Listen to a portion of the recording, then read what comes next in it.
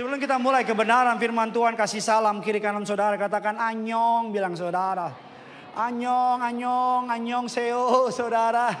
Saya sedang berada dalam sebuah tema besar, resilient. Sepanjang bulan November ini saya membahas mengenai sebuah ketangguhan, sebuah daya juang, sebuah spirit of fighter. Saudara, sebuah roh atau spirit yang kuat, yang daya tahan yang kuat. Kita ada di minggu ketiga. Di minggu pertama saya membahas mengenai apa itu resilient. Di minggu kedua saya membahas mengenai resilient identity, identitas yang tangguh. Dan di minggu ketiga ini Bapak Ibu saya beri judul resilient mind atau pikiran yang kuat. Dan izinkan saya menarik atau mengangkat sebuah isu yang sudah banyak menjadi pertanyaan atau perdebatan antara orang Kristen dengan orang dunia. Saya beri judul Bapak Ibu khotbah hari ini adalah menghadapi depresi. Menghadapi depresi. Apa jawaban Alkitab terhadap penderitaan emosional? Apa jawaban Alkitab terhadap yang namanya mental illness, mental breakdown? Kalau orang Bapak Ibu mengalami depresi, bagaimana orang Kristen bersikap? Bapak Ibu, ada banyak luka yang tidak kelihatan. Ada banyak sakit yang tidak nampak dari luar. Ada luka yang tidak berdarah tapi menghancurkan dari dalam. Ada banyak orang datang ke gereja dengan senyuman di wajah, tetapi hati berkata, I am broken, aku hancur. Celakanya kalau kita bilang kita depresi, orang gereja bilang, lu sih kurang doa. Celakanya orang gereja kalau kita bilang saya stres, saya depresi, celakanya dibilang kita nggak punya iman. Celakanya banyak pendeta tidak diperlengkapi ketika generasi now, generasi muda bilang, Pak Pendeta saya mengalami depresi karena papa saya meninggal. Langsung pendeta bilang dengan lantang, oh kamu kurang iman, kamu kurang doa dan seterusnya. Celakanya banyak orang tua menganggap remeh yang namanya depresi. Sehingga banyak orang mencari informasi di luar. Sebagai pendeta Gen Z, Bapak Ibu pendeta anak muda, izinkan saya menjawab apa yang Alkitab bilang tentang depresi. Kalau saudara diam terus, lama-lama saya pendeta juga depresi. Bapak Ibu, saya buka dengan sebuah tokoh di Alkitab yang terkenal namanya Charles Spurgeon. Kalau saudara suka baca buku, saudara orang Kristen, pada tahun 1886 di sebuah gereja besar di Inggris, Bapak Ibu, di tengah 5.000 jemaatnya, Charles Spurgeon membuka dengan Yesaya 41, dia membuka khotbahnya dengan kata-kata yang cukup mengguncang iman jemaatnya. Saya hanya quote and quote, nggak tambah-tambahin, nggak kurang-kurangin. Inilah perkataan Charles Spurgeon kepada 5.000 jemaatnya pada masa itu. By the way, Charles Spurgeon terkenal sebagai pendeta yang dahsyat. Banyak mengalami atau banyak melakukan penyembuhan-penyembuhan ilahi. Banyak orang mengalami Tuhan melalui pelayanannya. Banyak orang berpikir dia perfectly there, sempurna, kuat, nggak ngalamin depresi. Dikatakan demikian, hari ini saya harus berbicara kepada diri saya sendiri. Ketika saya berusaha menguatkan mereka yang tertekan dan putus asa, saya sebenarnya sedang berkhotbah kepada diri saya. Sebab saya membutuhkan sesuatu yang dapat menyemangati hati saya. Mengapa demikian? I didn't know, saya tidak tahu. Saya tidak mengerti asalnya, tapi saya merasa memiliki duri dalam daging. Utusan iblis terus memukul saya. Jiwaku tertunduk di dalam diriku. Dengar kalimat selanjutnya. Rasanya aku lebih memilih mati daripada hidup. Rasanya semua yang Tuhan pernah lakukan melalui hidupku seakan-akan terlupakan. Keberanianku runtuh, semangatku patah, dan aku membutuhkan doa kalian jemaat Tuhan. Saudara bisa bayangin gak kalau saya naik mimbar dan ngomong demikian sama saudara, rasanya saya ingin mati saja. Mungkin beberapa dari saudara memandang saya berkata, ini pendeta gak ngandalin Tuhan. Bapak Ibu, sebuah tokoh yang lebih terkenal lagi namanya Martin Luther. Marganya Simanung Kalit. Bapak Ibu tahu Martin Luther? Jualan kuaci di bawah. Martin Luther, dari kata Martin Luther muncullah gerakan protes. Muncullah aliran baru dari Kristen yang namanya apa? Protestan. Martin Luther terkenal dengan keberaniannya memakukan 13 dalil di pintu gereja. Martin Luther terkenal tidak takut mati untuk membela kebenaran firman Allah. Martin Luther terkenal tidak takut dikucilkan oleh gereja untuk berbicara tentang kebenaran Allah. Dalam suatu tahap kehidupannya, Martin Luther berkata demikian, Bapak Ibu. Bahkan keluarganya sampai menyembunyikan benda-benda berbahaya. Takut yang melukai dirinya sendiri. Dalam satu masa tergelap, Martin Luther menulis demikian. Lagi-lagi saya quote and quote, gak tambah-tambahin, gak kurang-kurang. Selama lebih dari 1 minggu, aku berada sedekat mungkin dengan gerbang maut dan neraka. Aku menggigil di seluruh tubuhku. Kristus akan hilang sepenuhnya bagiku. Aku diguncang keputusasaan dan godaan untuk menghujat Allah. Can you imagine? Martin Luther, tokoh besar itu, ingin mati. Bahkan Bapak Ibu, kalau kita menemukan Elia dan Musa berjumpa dengan Allah di gunung transfigurasi. Elia berkata, aku ingin mati. Musa berkata, aku ingin mati. Hidup saleh bukan berarti kita bisa bebas menghindari dari depresi. Celakanya hidup ini tidak berjalan sebagaimana yang kita inginkan. Saya percaya gereja harus tampil ketika umatnya depresi. Saya percaya gereja harus bisa memberi jawaban yang menenangkan hati. Ketika umatnya berkata, aku ingin bunuh diri. Saya percaya gereja harus bisa menjawab keluhan anak muda zaman sekarang. Ketika anak muda berkata, Pak Pendeta, saya mau mati saja. Saya percaya jawabannya bukan setan yang ganggu. Walaupun saya percaya ada beberapa gangguan setan yang ganggu. Tapi saya rasa kalau setan mau curhat, setan berkata, apa-apa gue mulu. Ada bunyi di atas setan. Sampai setan bilang, perasaan gue lagi tidur. Ada istri mau ke toilet, Pak temenin aku. Kenapa? Takut ada setan di toilet. Sampai setan bilang, ngapain gue di toilet? Sama-sama bilang sama saya, nggak semuanya setan. Bilang kiri kanan saudara, nggak semuanya setan. Coba tengok kiri kanan saudara. Coba tengok.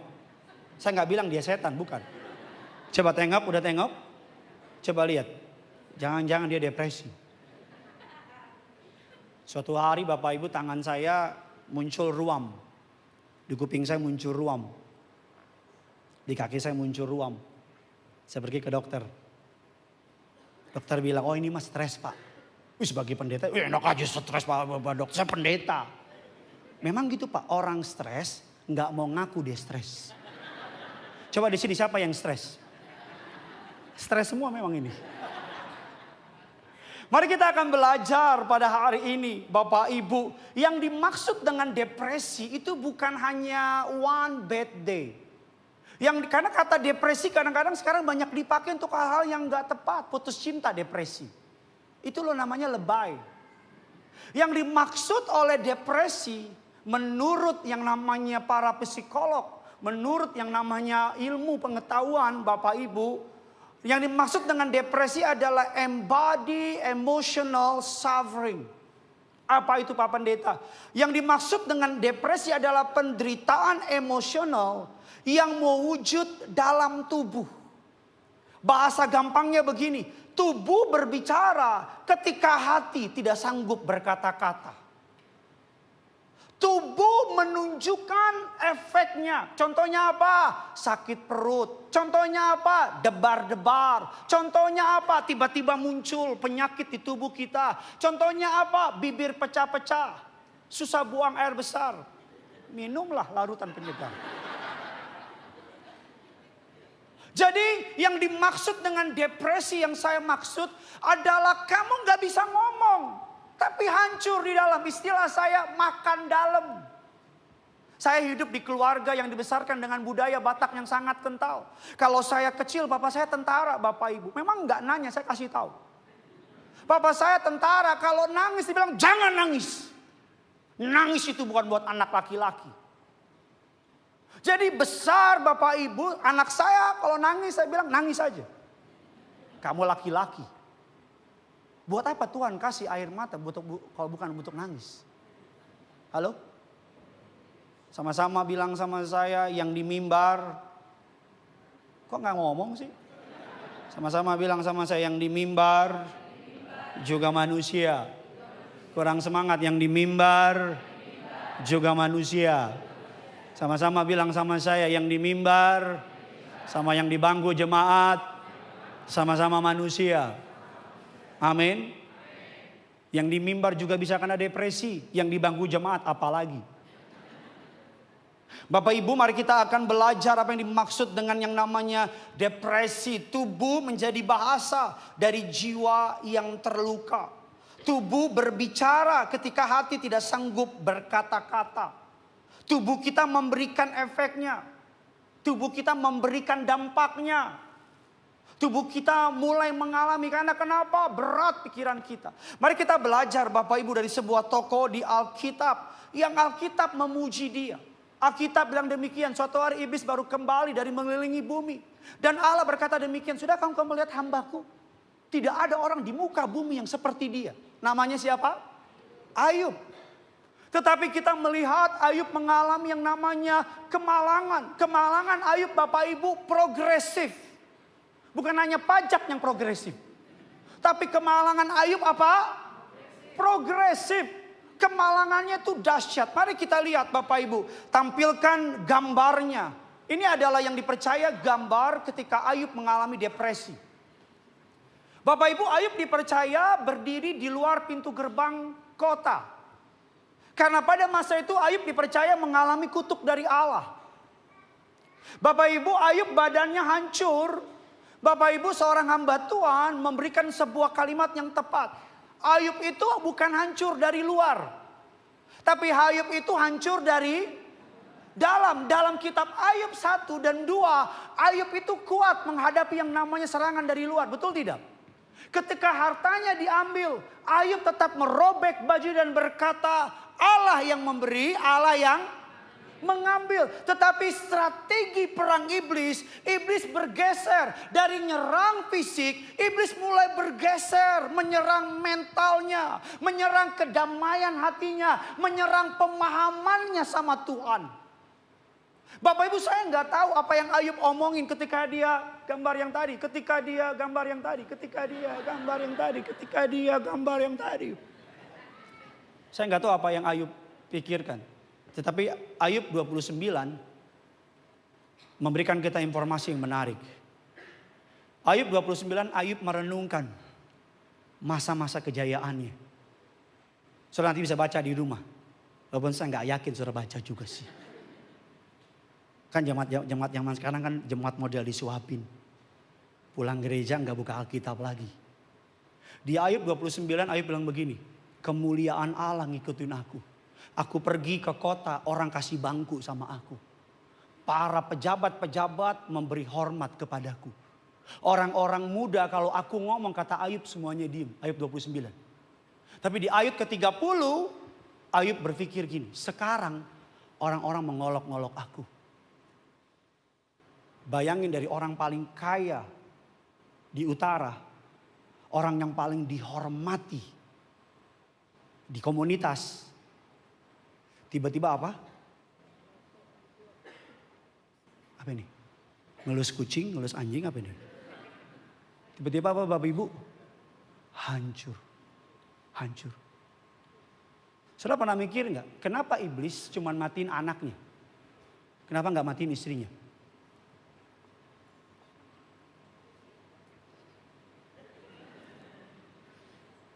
Kenapa istrinya nggak dimatiin?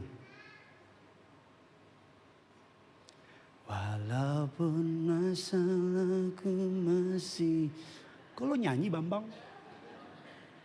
Karena iblis mau pakai istrinya buat nyerangi Ayub. Bu, gak ada serangan yang paling deadly dari dalam. Kenapa saya bilang Ayub hancur dari dalam? Karena istrinya bilang, kutukilah Tuhan Allahmu dan apa? Matilah. Saudara, sepakat gak sama pendapat saya? Belum, jangan bilang sepakat, belum, saya belum ngomong. Penderitaan yang kita tahu alasannya, tujuannya bisa kita hadapi. Betul tidak? Tapi penderitaan yang kita tidak tahu alasannya, tujuannya susah kita hadapi. Kalau kita ngalamin penderitaan karena kita salah, kita ngerti. Betul nggak? Kalau kita ngalamin masalah karena kita yang salah, atau kita ngalamin penderitaan karena kita tahu ada purpose behind that, kita gampang. Betul tidak?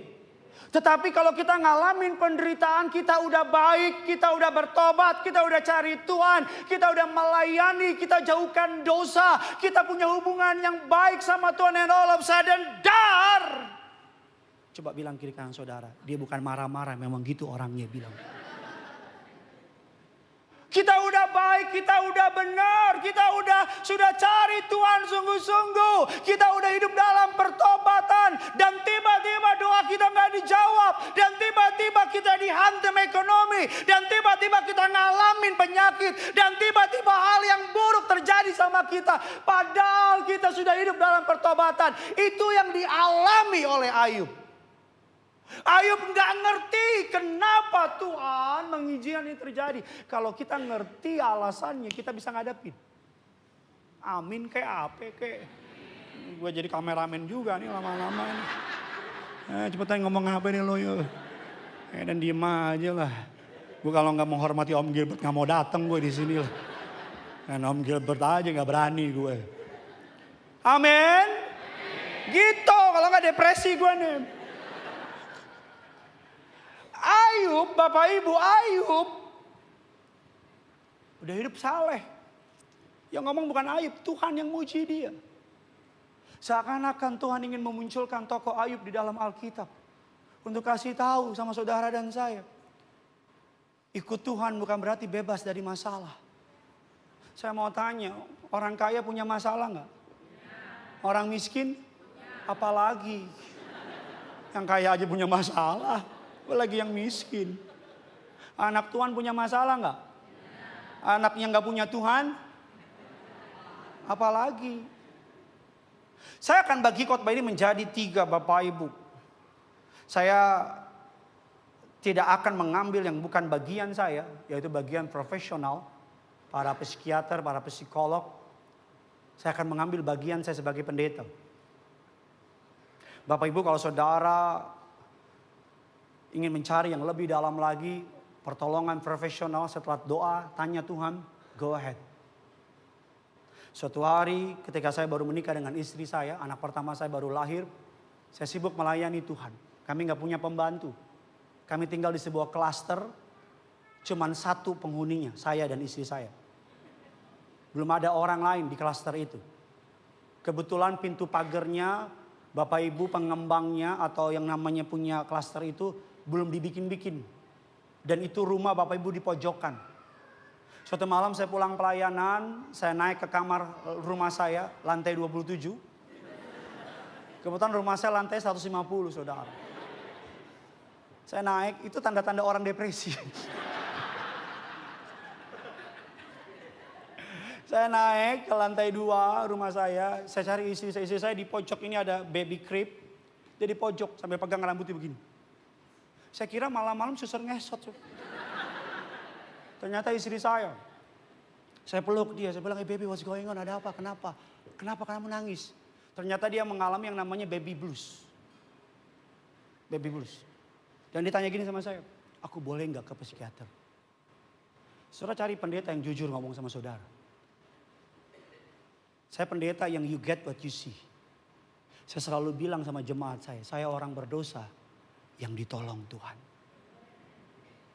Jemaat perlu punya pemahaman yang di mimbar. Itu orang yang ditolong Tuhan. Kami bukan Superman. Karena kalau jemaat nganggap pendeta Superman, itulah penyebab pendeta stres. Loh, kita nggak bisa jadi diri kita sendiri. Saya jalan ngopi, Bapak Ibu ke Bogor, pakai celana robek, pakai sepatu, pakai kaos Bapak Ibu, celana robek, jeans robek, kan saya masih muda. Pakai jeans robek saya ngopi di Bogor nih, lagi ngopi, datang ibu-ibu, pendeta Gideon, jemaat saya bilang. Terus dia lihat saya begini dari atas ke bawah, dia bilang begini, kok bajunya begitu? Lah mau gimana, pakai jas gua ngopi, mau gua, lama-lama gue ikutin lo, gue gila. Saya bilang sama dia, memang kenapa bu, saya begini, kan bapak pendeta. Loh, kecuali gue nyuri. Gue ngerampok. Betul nggak? Nggak, saya ngerti batasannya. Saya nggak mungkin kemana-mana keluar pakai hotspot. Itu udah kena mental saya. Tapi maksud saya udahlah, come on lah, udahlah. Anak-anak pendeta jadi stres. Karena kenapa? Orang mengharapkan anaknya kayak papanya. Papanya, anaknya. Kamu aja nggak mau dibandingin. Bilang kiri kanan, dia nggak marah. Memang gitu orangnya bilang. Amin. Berapa banyak orang stres. Papanya dokter, mamanya dokter. Anaknya jadi udah usaha dibilang gagal. Ya kayak papanya. Sekarang banyak anak muda diem gitu. Udah kena itu dia. Kita pendeta udah khotbah lucu-lucu begini dong deh. Itu masih aman. Yang gak aman lagi gak ngelucu dia ketawa. Dia bilang, wah udah kena nih barang nih. Betul apa tidak? Orang tuh dunia nuntut. Anak saya kan sekolah Kristen. Satu sekolahnya tahu papanya pendeta. Dapat nilai kemarin 100. Dibilang wajar anak pendeta. Saya bilang kurang ajar ini orang. Kemarin dapat nilai bahasa Mandarin. Mamanya cuman mukanya Chinese. Bahasanya gak ada. Mandarin dapat 75. Kok anak pendeta 75? Saya bilang urus anak masing-masing. Iya dong. Salah satu survei di Amerika. Pendeta menempati 5 besar profesi yang paling stres. Ya, khotbah bagus nggak dipuji, khotbah nggak bagus dibilang nggak ada urapan, gemuk dibilang serakah, kurus nggak diberkati, beli mobil dikit uang jemaat. Ya. Nggak, istrinya nggak senyum. Dibilang istri pendeta kok gak rendah hati. Padahal matanya silinder.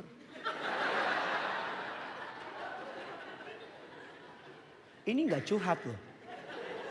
Nggak gini, supaya kamu lebih belas kasihan sama hamba Tuhan. Supaya kamu kalau ketemu hamba Tuhan. Kamu jangan harapin, jangan ketemu hamba Tuhan. Pak, doa pak. Saya lagi makan anniversary sama istri lagi berdua. Pak pendeta boleh doa enggak? Nanti dulu dong. Kalau kamu udah bilang, Pak udah aman saya bayarin. Ayo saya doain ayo. Mata duitan enggak. Saya mau bilang sama saudara. Gak mudah buat kita udah hidup bertobat. Tapi hidup tidak berjalan sebagaimana yang kita percayai di Alkitab. Siapa di sini yang masih punya banyak pertanyaan mengenai hidup? Siapa di sini yang masih nggak tahu kenapa Tuhan izinkan ada penderitaan terjadi dalam hidup? Siapa yang nggak peduli sama khotbah ini? Saya bagi menjadi 2 Bapak Ibu. Dalam Ayub 3. Ini kita belajar teologi ya saudara ya. Saya menggali khotbah ini berdasarkan SCGC. Saya bagi menjadi 3. Dalam Ayub 3. Bapak Ibu. Ayub 3 ayat 1 dan ke-10. Ayub mengeluarkan pertanyaan. Ciri orang depresi. Yaitu apa? Mengapa aku dilahirkan? Ayub 3, 1 dan ke-10. Sesudah itu Ayub membuka mulutnya mengutuki hari kelahirannya. Maka berbicaralah Ayub, biarlah hilang lenyap hari kelahiranku. Dan malamnya mengatakan seorang anak laki-laki telah ada dalam kandungan. Biarlah hari itu menjadi kegelapan. Janganlah kiranya Allah yang di atas menghiraukannya. Dan janganlah cahaya terang menyinarinya. Biarlah kegelapan dan kekelaman menuntut hari itu. Awan gemawan menudunginya. Gerhana matahari mengejutkannya. Malam itu biarlah dicekam oleh kegelapan. Janganlah ia bersukaria pada hari-hari dalam setahun. Janganlah ia termasuk bilangan bulan-bulan. Ya, biarlah pada malam itu tidak ada yang melahirkan. Tidak ada suara kegirangan. Biarlah ia disumpahi para pengutuk hari. Oleh mereka yang pandai membangkitkan mara lewitan. Biarlah bintang-bintang senja menjadi gelap. Biarlah ia menantikan terang yang tak kunjung datang. Janganlah ia melihat merekannya fajar. Karena tidak ditutupnya pintu kandungan ibuku. Dan tidak disembunyikannya kesusahan dari Ayub mengutuki hari kelahirannya. Ayub seakan-akan sedang berkata, mengapa aku harus datang ke dunia? Mengapa aku harus dilahirkan? Bahkan Ayub memohon kepada Allah agar hari kelahirannya dihapus dalam kalender. Bapak Ibu, kita mengerti kata-kata yang keluar dari mulut Ayub adalah kata-kata dari seorang pria yang mengalami kehancuran. Istrinya mengutuki dia. Bapak dan Ibu jemaat yang dikasihi oleh Tuhan, yang hari ini dipercayakan untuk saya layani. Dengar baik Bu, dengar baik Bu, dengar baik Bu. Tidak ada yang paling menghancurkan seorang laki-laki ketika istrinya tidak mendukung dia. Tidak ada, tidak ada.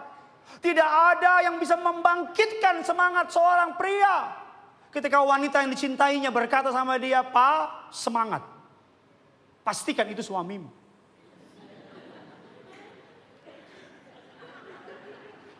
Ada yang mau nangis gak jadi nangis dia. Tidak ada Bapak Ibu jemaat yang dikasihi Tuhan. Waduh, akan hancur hati saya kalau istri saya gak percaya sama saya. Bapak Ibu, laki-laki akan menjadi hebat luar biasa ketika istrinya bilang begini, "Gimana Pak? Dapat kerjaan?" "Belum mah, gak apa-apa. Ayo makan yuk. Mama udah masukin daging papa. Mama udah masak. Papa semangat ya. Mama doa." Itu laki baru makan, sebar lagi CV. Kadang-kadang kan istri gitu. Suaminya udah kerja keras, istri ngomong gini, dibandingin lagi sama temennya.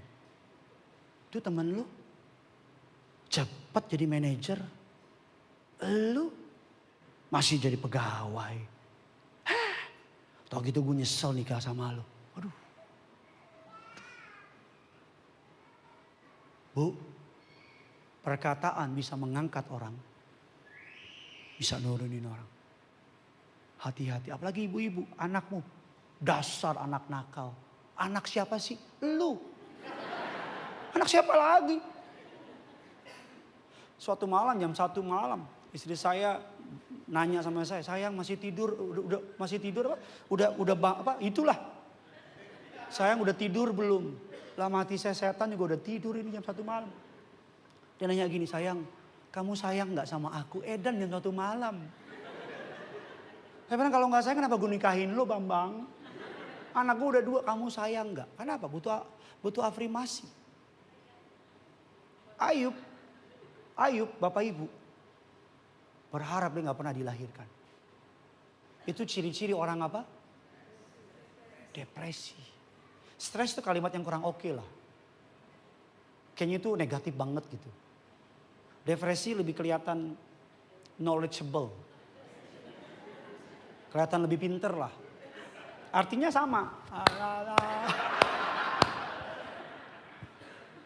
Para psikiater, para psikolog gak mau pakai kata gila. Karena gila itu merendahkan. Tapi pakai kata apa? Depresi. Bapak Ibu, Ayub menganggap lebih baik gak lahir. Dan memang itu cara kerja depresi, bukan? Depresi mempengaruhi cara seseorang memandang hidup. Depresi memberikan kita persepsi yang bengkok tentang kenyataan. Depresi memberikan gambaran yang salah tentang siapa Allah. Orang kalau lagi depresi cenderung ngomongnya lebay, betul tidak? Bu, kalau suamimu ngomong gak jelas, marah-marah, lagi apa? Depresi dia. Bu, kalau anakmu ngomong ngaco gak jelas, lagi apa? Depresi. Pak, kalau istri mau ngomong gak jelas, lagi apa? Emang dari sananya dia begitu Pak. Depresi dia. Bapak Ibu, depresi, malam-malam yang gelap. Orang kalau berada dalam depresi untuk in the long term, di waktu yang lama. Orang tuh kalau ngadepin depresi waktu yang lama, perseptifnya terhadap kenyataan itu bisa bengkok. Cara dia memandang Tuhan bisa bengkok. Cara dia melihat kehidupan bisa apa? Bisa bengkok. Makanya orang tuh kalau saudara berada dalam sebuah kantor yang toksik, berada dalam hubungan yang toksik, berada dalam persahabatan yang toksik, pesan saya, go save yourself, tinggalin. Karena berada dalam long term, dalam depresi long term, berada di abuse cycle, disiksa, diomongin, dijelekin. Kalau kamu nggak keluar, nanti kamu berubah. Tiba-tiba kamu lihat TikTok, algoritmamu suka lihat pembunuhan. Tiba-tiba kamu jadi kejam. Tiba-tiba kamu jadi kurang empati. Tiba-tiba kamu nggak bisa berinteraksi sama orang. Tiba-tiba kamu mulai berharap orang ngalamin yang buruk.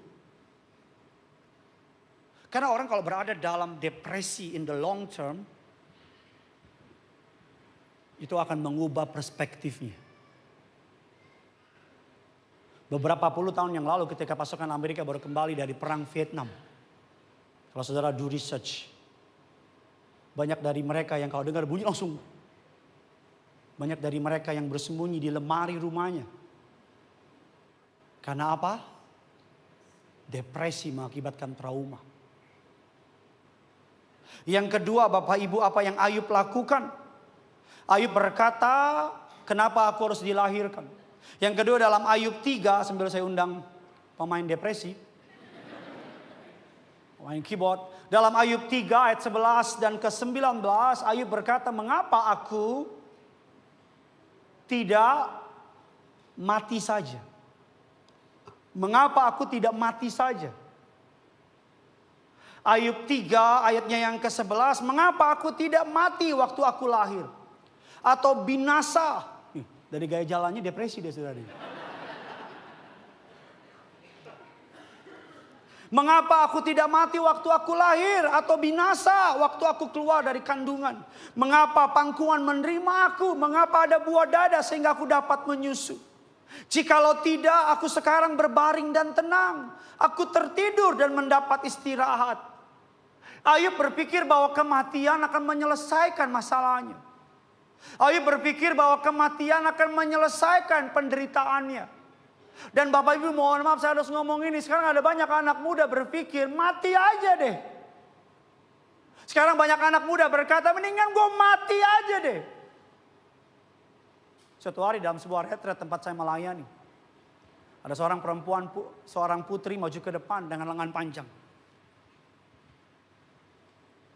Dia maju ke depan dengan muka yang datar. Hampir gak ada ekspresi. Saya tanya, minta doa apa deh? Dia gak banyak ngomong, dia cuma tarik lengannya. Tangannya penuh dengan yang namanya ada tulisan. Pinjem dulu 100. Lu jangan nangis nanti depresi lu. Tangannya penuh dengan sayatan.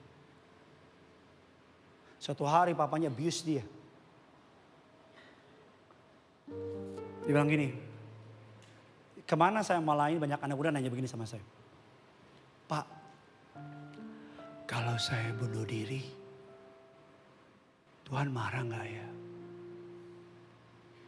Pertanyaan kedua gini, Pak, kalau saya bunuh diri, saya masuk surga gak? Saya mau tanya sama jemaat Glow. Kalau ada anak Tuhan mati bunuh diri,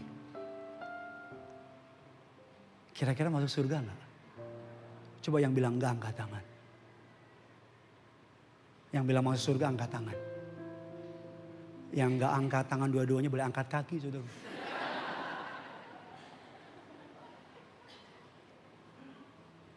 Ini mungkin debatable. Tapi this is what I believe. Ya. Dan saya pertanggungjawabkan perkataan saya. Karena saya ngomong gak asal ngecap. Siap? Orang mati bunuh diri masuk surga apa neraka? Jawaban saya dari mimbar yang kudus ini. Saya gak tahu. Karena saya bukan panitia surga. One thing I know for sure. Kekristenan bukan berdasarkan prestasi. Tapi relasi. Relasi. Saya ngebayangin kalau ada anak Tuhan yang setia melayani Tuhan seumur hidupnya. Suatu hari hal buruk menghantam dia dan dia break. Dia naik mobil, dia ngebut, tiba-tiba mati di jalan. Saya percaya nggak sesimpel itu. Halo? Kenapa saya ngomong ini? Karena saya pernah datang ke sebuah pemakaman, anaknya bunuh diri. Ada seorang penatua ngomong sama mamanya, sayang ya, gak bisa ketemu nanti di surga. Saya di samping tuh gregetan banget. Saya bilang oke lah. Tapi punya empati dong. Kamu Tuhan. Itu yang bikin anak muda Bapak Ibu benci sama gereja. Itu yang bikin generasi sekarang antipati sama gereja. Karena kita selalu main di upper room, ruang atas. Padahal upper room tidak akan ada tanpa lower room. Sebelum Yesus naik ke upper room, dia masuk melalui apa? Lower room. Enggak semua orang ada di upper room. Gereja hebat dalam hal yang mengawang-awang. Hebat dalam hal yang bodoh. Tapi in the lower room, apakah menjawab pertanyaan saya? Saya nggak tahu. Tapi saya selalu bilang bunuh diri adalah tindakan pengecut. Kenapa pengecut? Karena menyelesaikan masalah yang sementara dengan jalan keluar yang permanen. Amin. Sama-sama bilang sama saya, masalah saya sementara. Kurang semangat, masalah saya sementara. Kasih setia Tuhan selamanya. Kita berikan tepuk tangan dulu yang dahsyat bagi Tuhan kita. Kalau saudara hari ini ingin bunuh diri, get some help. Cari pendeta saudara. Cari orang yang bisa tolong saudara. Saya tuh kadang-kadang iri sama jemaat yang kalau ada masalah update di story-nya ngomong gini. Lagi sedih. Saya kadang-kadang pengen nulis juga gitu juga. Lagi sedih nih.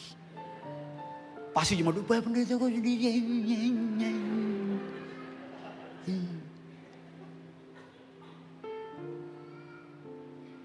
Kayaknya kita pendeta tuh gak boleh sedih gitu.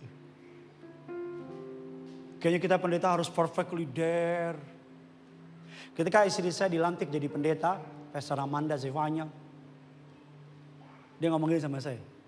Beb, jangan paksa aku jadi pendeta yang orang mau. Saya bilang maksudnya apa?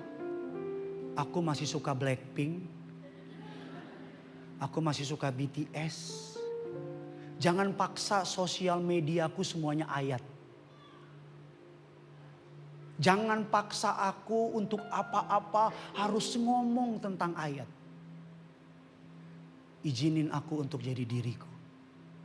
Saya bilang sama dia, siapa yang suruh kamu apa-apa ayat? Gue juga enak. Saya bilang sama dia, go ahead. Yang penting kamu tahu, kamu hamba Tuhan. Kamu harus jadi contoh dimanapun berada. Yang setuju bilang amin. Ya. Kan gereja suka begitu. Ada artis bertobat, suruh berhenti main film, jadi pendeta. Ada pengusaha bertobat, suruh berhenti jadi pengusaha, jadi pendeta. Ada penjahat bertobat, suruh berhenti jadi penjahat, security. Don't get me wrong, jadi pendeta itu keren. Tapi kalau nggak dipanggil, jangan manggil-manggil diri lo. Kalau ada artis bertobat, pelayanan tetap jadi artis. Karena artis itu your platform to glorify God. Amin. Saya kalau bikin story, paling yang like berapa sih? Tapi kalau artis, suatu hari saya punya story, reel saya di-repost sama artis. Yang followernya 15 juta. Dalam tempo 5 jam, 2,4 juta yang nonton. Karena artis itu repost. Saya hampir mau WA itu artis setiap kali saya taruh reels. Tolong di repost lagi lah. Yang kedua Bapak Ibu, Ayub ingin mati. Yang ketiga, Ayub 3, 20 dan 26. Saya akan segera selesai khotbah saya. Bahan saya sangat banyak Bapak Ibu, tapi waktu saya nggak banyak. Bukan saya mau dipanggil Tuhan, tapi ada ibadah berikutnya. Ayub 3, 20, 26. Ayub 3, 1 sampai 10. Ayub berkata, mengapa aku dilahirkan? Tanda orang depresi. Ayub 3, 11 sampai 20. Ayub berkata, mengapa aku tidak mati saja? Ayub 3, 20 sampai dengan 26. Ayub berkata, mengapa aku masih hidup? Mengapa aku masih hidup? Apakah saudara pernah wondering in your life? Kalau saya cuma hidup buat menderita saja. So what for? Lalu buat apa saya hidup? 2 tahun yang lalu Bapak Ibu, kalau Tuhan gak tolong saya bisa gila. 2 tahun yang lalu saya bertanya-tanya sama Tuhan, what's going on God? Kenapa? Bertanya kepada Tuhan bukan tanda kurang iman. Kalau anak kita tanya, kita gak bilang no. Bertanya it's okay, meratap it's okay. Makanya di Alkitab ada kitab ratapan. Setengah dari kitab Mazmur berbicara mengenai apa? Ratapan. Allah senang, gak apa-apa ratap. Kalau saudara meratap, bertanya, do it, lakukan. Tapi pastikan satu, jangan harapkan selalu Tuhan jawab. Seingat saya di Golgota, di kayu salib, Yesus bertanya kepada Allah. Elo, Elo, lama sabachthani. My God, why you forsaken me? Setahu saya Tuhan gak jawab dia. Betul apa tidak? Meratap, go ahead. Bertanya, go ahead. Tapi yang saya suka Bapak Ibu, Tuhan tidak memberikan Ayub jawaban. Tapi Tuhan memberikan dirinya kepada Ayub. Amin. Di Ayub 42, Ayub berkata demikian. Mari kita baca, saya selesaikan firman saya hari ini. Ayub 42 dikatakan demikian, ayat yang kelima. 3, 2, ya.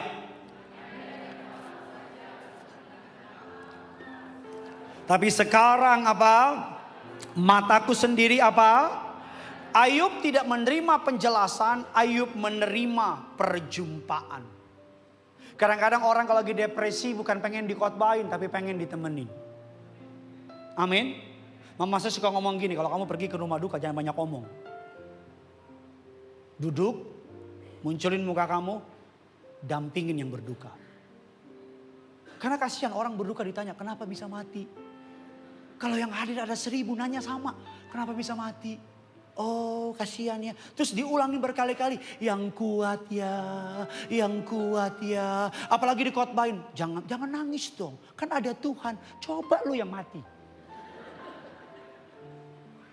Pak, Bu, orang gereja harus tahu kapan ngomong, kapan tutup moncong. Bilang kiri kanan saudara, perhatikan kapan moncong lo buka, bilang. Wah gak bilang nih. Mulai depresi nih gue.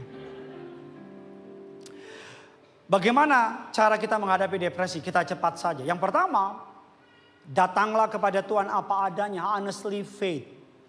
Ayub 7:11, oleh sebab itu aku pun tidak akan menahan mulutku. Aku akan berbicara dalam kesesakan jiwaku, mengeluh dalam kepedihan hatiku. Ayub jujur sama Tuhan.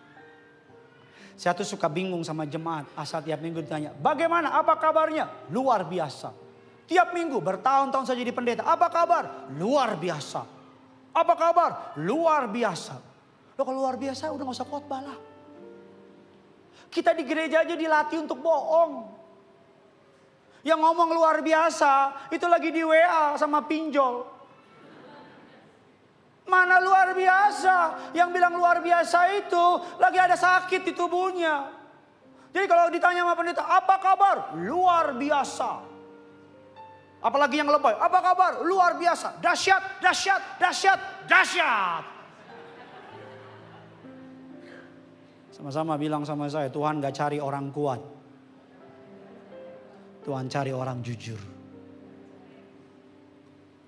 Saya kalau punya masalah ya, saya masuk kamar.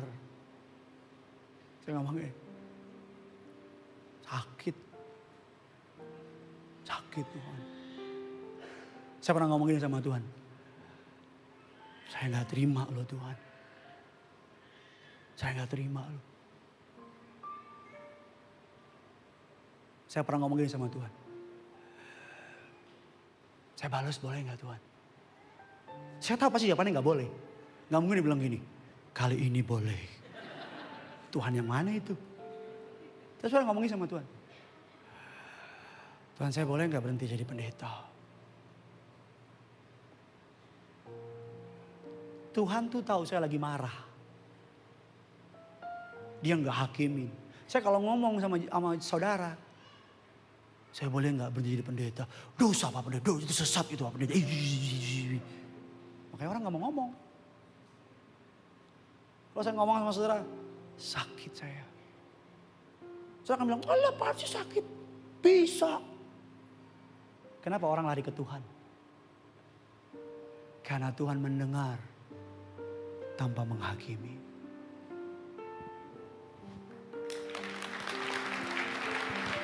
Yang kedua, waktu saya sudah habis. Yang kedua, cari komunitas. Jangan hidup sendiri. Cari apa? Komunitas. Di gereja ini ada komunitas. Daftar, gabung. Jangan jalan sendiri. Yang ketiga, pertimbangkan pertolongan profesional. Allah memberikan anugerah. God is source of healing. Tuhan adalah sumber kesembuhan. Tapi Tuhan bisa memakai jalur anugerah Allah melalui konselor, psikolog, psikiater. Bahkan obat kalau diperlukan. Yang keempat, ingat bahwa depresi bukan akhir dari cerita kita. Di bab ketiga, Ayub mengalami masa tergelap dalam hidupnya.